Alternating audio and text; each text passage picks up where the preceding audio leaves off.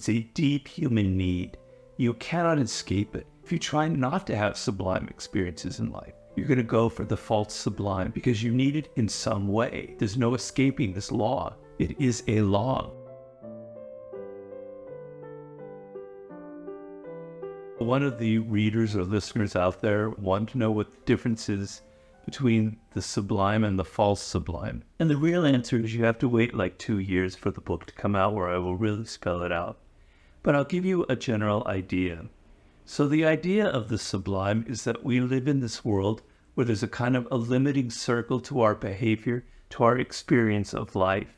And that circle is the conventions of how we're supposed to think and how we're supposed to behave of the particular culture that we live in at the moment.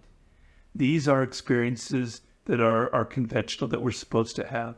These are thoughts that you're not supposed to have. These are ideas that aren't good for you, etc., etc.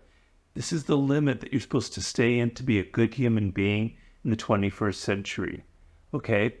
And the sublime are thoughts, experiences, ideas that go outside the limits of what we are expected of what we're supposed to do. Because going outside of limits is extremely important. It's extremely human. It gives us a sense of what is transgressive, of what is different, of what is new, of what is surprising.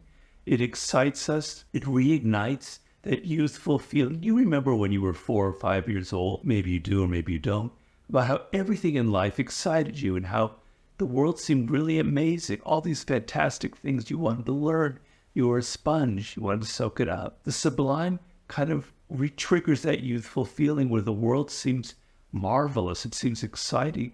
There seems to be new things that will surprise you. And in my book, The Law of the Sublime, I have 12 different aspects, different kinds of experiences that you could have. Some of them in relation to the universe that we live in. Some of them in relation to life and animals, some of it in relation to your childhood, as I mentioned, some of it in relation to history and the past, to love, etc., etc., etc. Going past that limit is deeply exciting. It's thrilling. It goes, wow, this is a new experience. This is a new thought. And the ultimate sublime experience is to have a touch of death itself. Death is the ultimate limit that we're never supposed to understand. Like I did a near-death experience, which is sort of the inspiration for the book. It's like, whoa, I felt the touch of death. I felt its cold little fingers on my body, and it scared the hell out of me. I can sense that I still feel it in my body. Wow, death is very real. It's going to happen any day now. It could have happened to me. I was very lucky to survive. Well, isn't it amazing to just be alive right now? The fact that it could have been taken away, but I'm not. I'm actually aware and conscious. That is what the sublime does for you. And I make the point in the book that it's a deep, deep human need. It goes back hundreds of thousands of years. The need stems from the fact that we are aware of our own mortality, and we want to deal with it, and we want to transcend that anxiety and that fear. So my point in the book is it's a deep human need. You cannot escape it. It is a law. If you try to escape it, if you try not to have sublime experiences in life, you're going to go for the false sublime because you need it in some way. There's no escaping this law. It is a law, goddammit. So if you're either going for the real one, or if you can't, if you're afraid of it, you go for the false one. What are the false ones? Addictions, joining some kind of cause that makes you angry, that fills you with like, you get to lose yourself in some ugly cause with people, kind of mob violence or mob action, etc., etc. It's kind of like pornography and addictions and eating a lot of foods or alcohol or drugs. It gives you a sense of the sublime. You take a drug, it gives you a sense of something larger, but then it weakens you. It makes you, I need it again. And then you take it again, and it's no longer a sublime feeling. It's no longer new and exciting and experience. Wow, I never realized this before about life. No, I got to have this again. I got to do this again.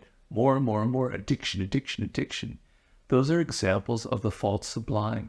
Joining a cause, joining a cult.